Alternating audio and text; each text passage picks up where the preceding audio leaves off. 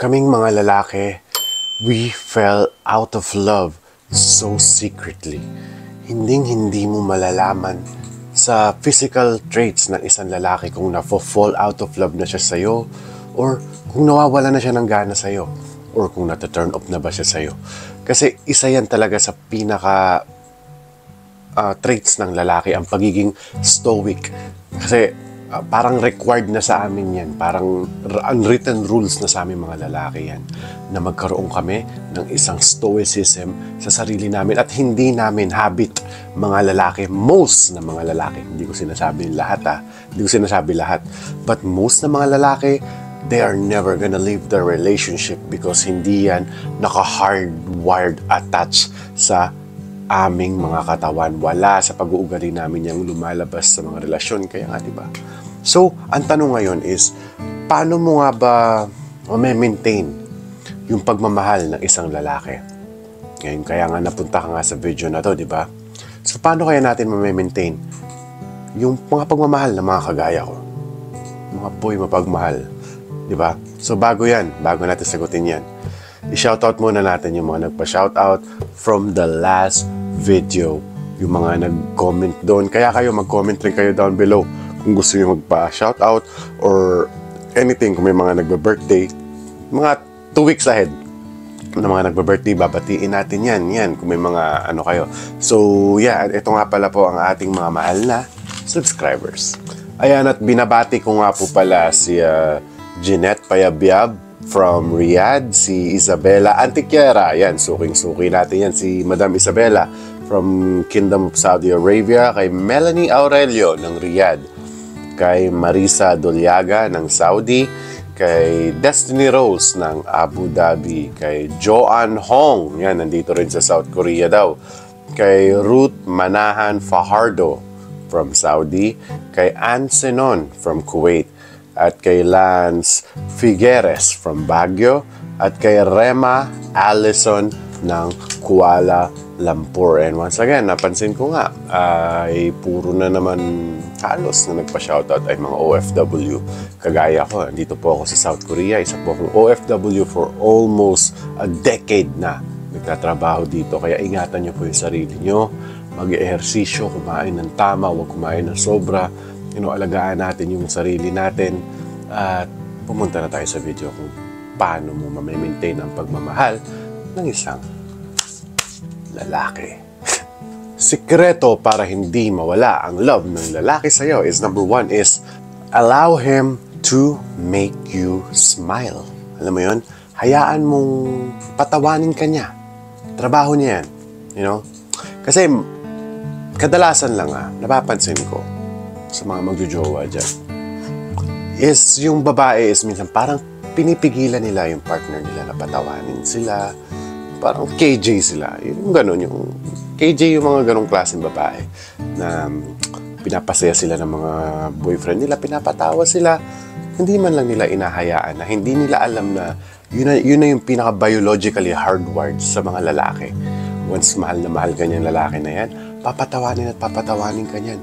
But never disappoint him. Wag na wag mong tatanggalan ng biological traits yung lalaki na yan. Which is yung biological traits na yan is yung pagpapasaya sa'yo. Parang feeling niya, hindi trabaho. May ibang term doon na tawag Parang yung mga something to do, pag sinabi mong kaliwa is yung kasunod yung kanan, parang ganong explanation. Automatic nang dumarating sa lalaki yan. So, just leave him, napatawanin ka. And ikaw rin ate, matuto kang sumakay. Up next is listen and understand kung ano yung sinasabi niya. Ito yung punto ko Hindi yung listen na lahat susundin mo lahat ng gusto niya. Listen and understand basically. Kung may sinasabi sa'yo yung lalaki, pakinggan mo ng maigi at intindihin mo. Kasi someday darating talaga yung araw. Which is ako gawain ko rin to Palagi rin ako nagre-remind sa sa jowa ko na gano'n. Wala palang jowa nagre-remind sa sa mga partner ko dati na gano'n. And then a month or 2 i-recall ko yun and then sasabihin ko, di ba naalala mo sinabi ko yung gano'n, yung tipong gano'n. So yun, napaka-importante sa mga lalaki nun. Kumbaga parang isa yan sa, siguro let's say like 10% love language ng mostly mga lalaki is maalala mo yung sinabi niya. Napakasarap sa feeling ng isang lalaki yan.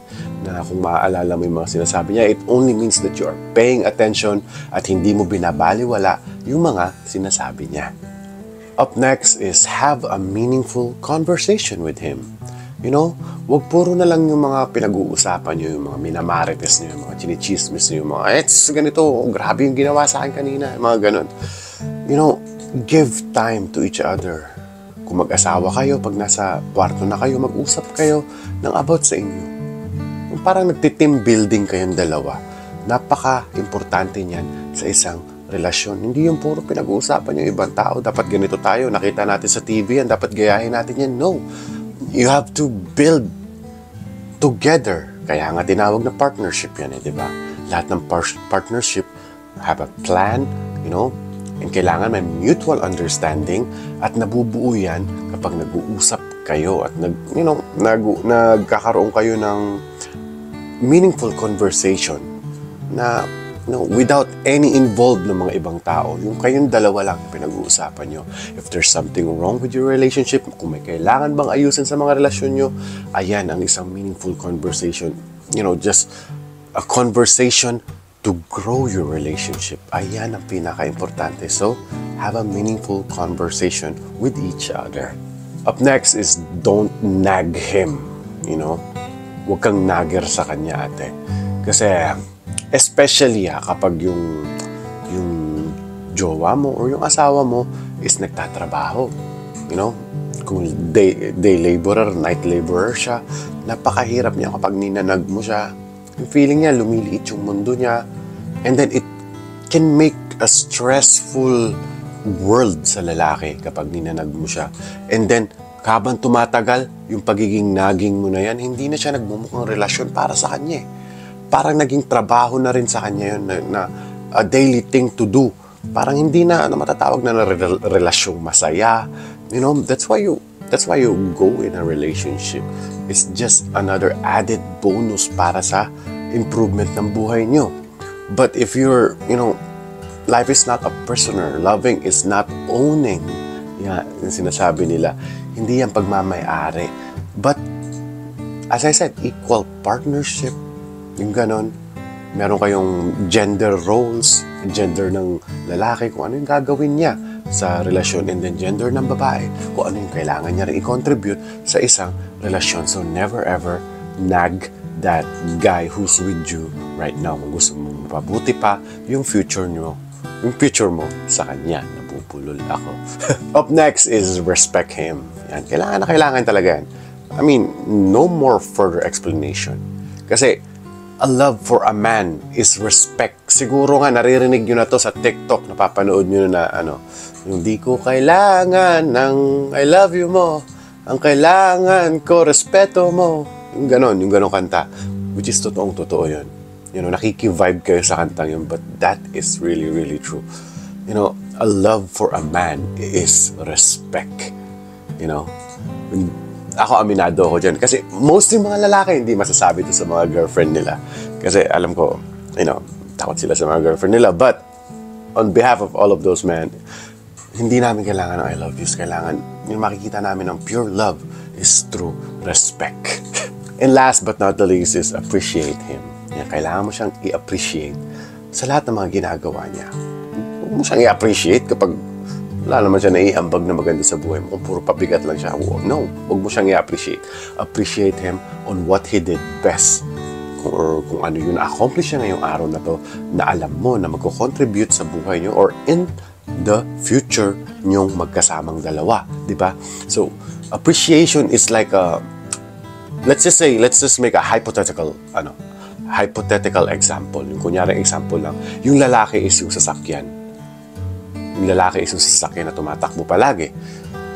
In order na tumakbo yung sasakyan, kailangan ng gasolina. And yung gasolina na yun is yung appreciation. You know? That's what I mean. Ayan yung food for thoughts sa isang lalaki para pala lalo sumipag, para malayo pa lalo yung marating kagaya ng isang sasakyan. So, sana may magbigay sa akin ng sasakyan dito. Just kidding. So, kung di pa kayo nakapag-subscribe, mag-subscribe na kayo dito sa channel ko. Yan. So, maraming salamat nga po pala ulit sa 50,000. Pinabilis niyo masyado. Napakagaling ninyo. Sobrang na-appreciate ko kayo lahat. Maraming salamat. At yan, mag-comment lang kayo palagi kung anong gusto nyong itanong or topic na gusto nyong pag-usapan natin, or may mga conscious kayo. Kasi pag may mga seryosong tanong naman talaga dyan sa comment section, sinasagot ko naman yan. And yan, maraming salamat po sa panonood. At ako nga po pala si Yuli. Follow my Instagram. Ayan. Nasagalaan kasi ako kanina. Kung mapapanood nyo pa to, nandiyan pa yung story ko. Nasagalaan ako kanina. So yan, maraming salamat at mahal na mahal ko kayo. Take care.